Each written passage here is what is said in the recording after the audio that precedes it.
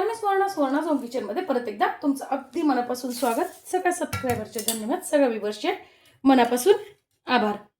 मी आज खूप छान अशी रेसिपी दाखवली. उन्हाळा म्हटलं की सगळ्यांना थंड थंड खावंसं वाटतं, पण हल्ली आपण काय करतो, बाहेरनं आईस्क्रीम आणून खातो. ती बाहेरनं आईस्क्रीम आणून मुलांना द्यायचं म्हणजे थोडंसं टेन्शनच असतं. तर आज आपण घरीच अगदी सोप्या पद्धतीने मँगो आईस्क्रीम बघणार आहोत. सध्या आंब्याचा सीझन पण आहे, त्यामुळे आंबे सगळ्यांनाच खायला आवडतात. तर आज आपण मँगो आईस्क्रीम बघणार आहोत. तर बघा, त्यासाठी मी ते अर्धा लिटर दूध घेतलेलं आहे. हे माझं कालचंच उरलेलं दूध आहे, तेच मी घेतलेलं आहे. तुम्ही फुल फॅट घेतलं तरी काही हरकत नाही, तापवलेलं घेतलं तरीही चालणार आहे.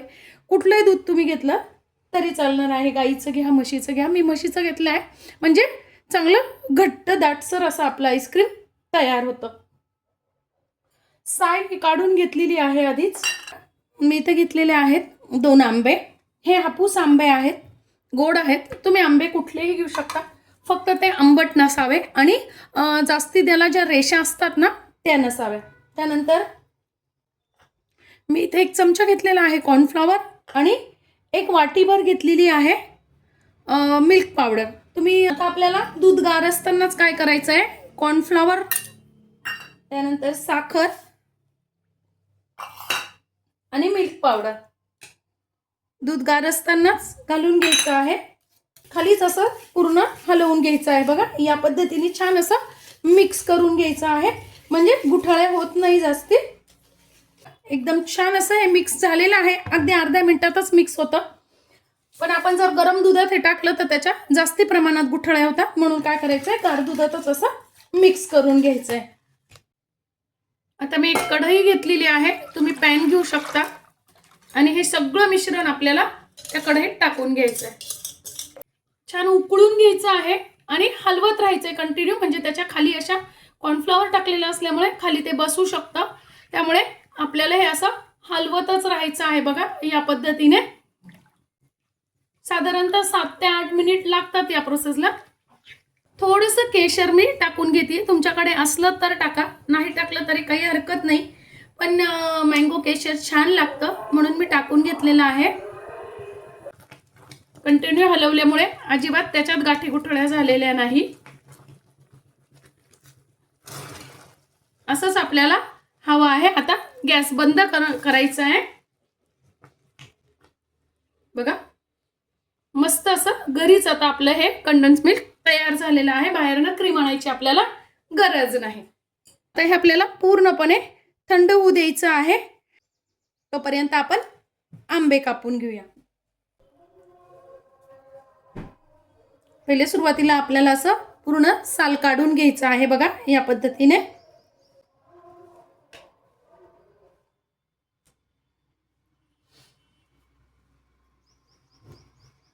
काढून घेतले की आपल्याला असे छोटे छोटे तुकडे करून घ्यायचे आहेत. बघा, आता पाणी न टाकता आपल्याला हे बारीक करून घ्यायचं आहे.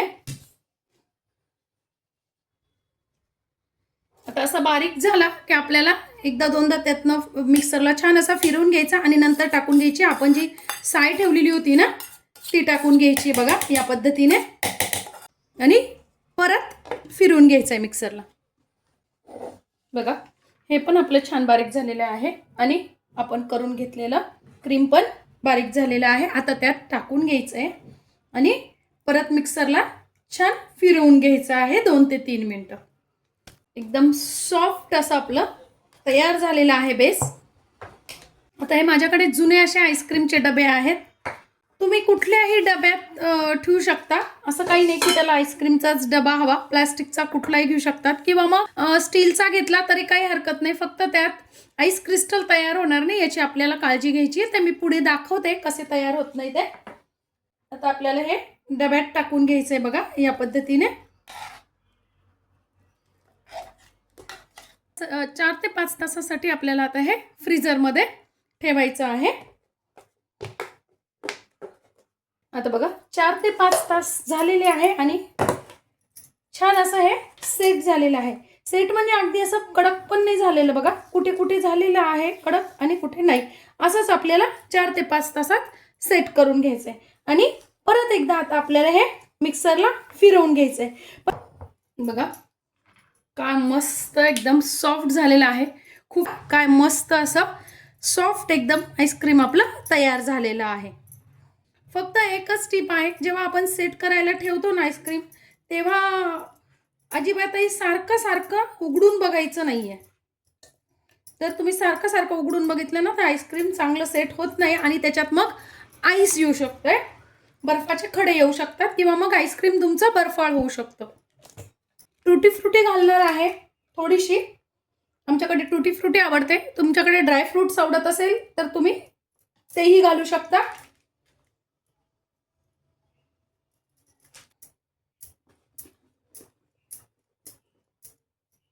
तर आपल्याला काय करायचं आहे बघा, माझ्याकडे असा उडी रॅप पेपर आहे, मी तो घेणार आहे. तुमच्याकडे जर नसेल असा पेपर तर तुम्ही प्लॅस्टिकचा कागद जरी घेतला तरीही चालेल. आपल्याला काय करायचं आहे, तो व्यवस्थित असा डब्याला पॅक करून टाकायचा आहे, म्हणजे अजिबातही आईस जमा होणार नाही.